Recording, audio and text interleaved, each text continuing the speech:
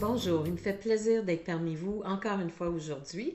Ghislaine Labelle de Coaching Vision Action. Je suis coach professionnelle et formatrice agréée en technique de leadership et de gestion ainsi qu'en développement stratégique des affaires, auteure et conférencière. Alors, nous allons poursuivre avec les 7 caractéristiques faisant partie d'une culture d'entreprise à succès. Et aujourd'hui, nous allons adresser la 6e caractéristique qui consiste de stimuler l'engagement et la loyauté chez nos employés. Alors, c'est un défi de vraiment stimuler cet engagement-là et obtenir de la loyauté, surtout par les temps qui courent. Nous avons une pénurie de main-d'œuvre dans beaucoup de secteurs.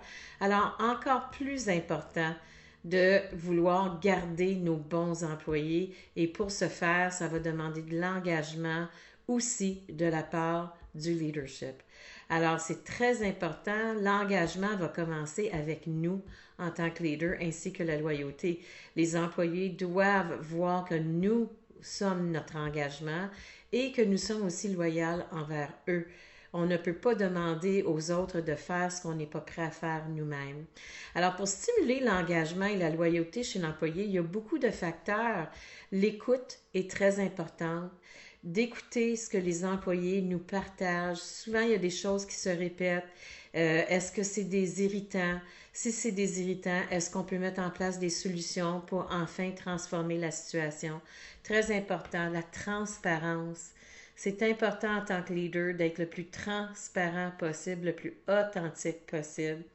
Les gens ont le goût de suivre des gens authentiques et vrais. Alors, ils ont de la difficulté lorsqu'il y a trop de zones grises, lorsqu'ils ne reçoivent pas l'heure juste. Alors, le plus transparent possible, le plus authentique possible dans nos communications. Et aussi, naturellement, les inspirer. Lorsque nous regardons un sondage, j'ai récemment partagé un sondage avec des gestionnaires que j'ai présentement avec moi en formation. Ils ont été très surpris de voir sur une échelle de 10 quel était le numéro 1 sur cette liste-là au niveau de l'employé, ce qui est important pour les employés, et c'était d'avoir un bon leadership. Le numéro 2, c'était de faire partie d'une équipe dans lequel ils sentent qu'ils contribuent. Le numéro 3, c'était qu'il y ait un sens à leur travail. Alors, toutes ces choses-là sont plus importantes que la rémunération. Souvent, les gestionnaires, on pense que c'est la rémunération qui va primer.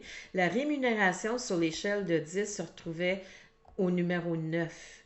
Alors, c'était définitivement pas les facteurs qui primaient. Il y avait aussi la qualité, l'équilibre entre le travail et aussi la famille, excessivement important pour eux. Donc, pour stimuler l'engagement et la loyauté chez nos employés, il faut être au diapason, il faut être au courant de ce qui est important pour eux, il faut être à leur écoute, il faut apporter des solutions à des problèmes récurrents qui les irritent ou qui ne semblent pas avoir d'issue. Il y a toujours des solutions aux problèmes. Écoutez leurs contributions, écoutez qu'est-ce qu'eux voient de possible et aussi les garder au courant de ce qui se passe dans l'entreprise. Alors, bien souvent, on va avoir peut-être une réunion annuelle avec les employés où on rassemble les employés et puis qu'on va leur partager les résultats et aussi la direction que l'entreprise veut prendre. Une fois par année, c'est vraiment pas beaucoup. Alors, pour vraiment avoir de l'engagement, pour vraiment stimuler de la synergie et de la loyauté, ben ça demande de la communication assez régulière. C'est sûr, on ne peut pas faire ces réunions-là à toutes les semaines. Moi, je promouvois beaucoup au quart. C'est important parce que lorsque les quarts sont terminés, on a déjà une bonne idée de la direction qu'on prend. Est-ce qu'on va atteindre nos objectifs en tant qu'entreprise, etc. S'il y a des changements qui s'en viennent, on a le temps de prévenir et de prévoir et de communiquer ces changements-là qui sont dans l'entonnoir pour que les employés puissent se préparer en conséquence. Alors, je promouvois beaucoup au quart. Au pire, au moins 2 fois par année, aux 6 mois, de vraiment aller prendre la température de nos employés et voir qu'est-ce qui se passe sur le terrain, est-ce qu'il y a des choses qu'on a besoin d'entendre, que peut-être ça ne se rend pas toujours jusqu'à nous lorsque nous sommes président ou vice-président. Alors, est-ce qu'on veut être capable de créer ces liens-là avec nos employés afin de stimuler l'engagement et la loyauté? Alors, encore une fois, ça dépend toujours du leadership. L'engagement et la loyauté commencent avec les comportements et les attitudes de nos leaders. Et ensuite, nous sommes en une position, lorsque nous sommes des modèles de ces deux qualités-là, nous sommes dans une position de pouvoir le demander de nos employés et surtout le stimuler.